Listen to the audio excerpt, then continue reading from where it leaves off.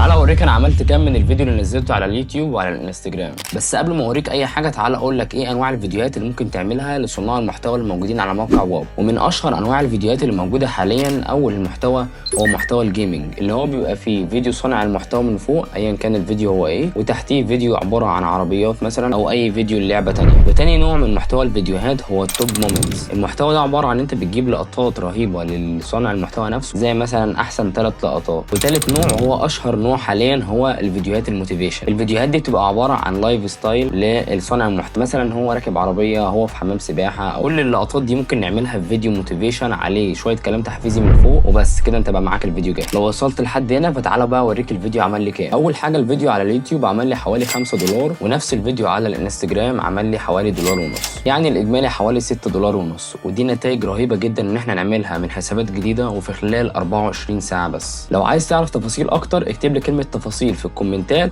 وهبعت لك الدليل المجاني.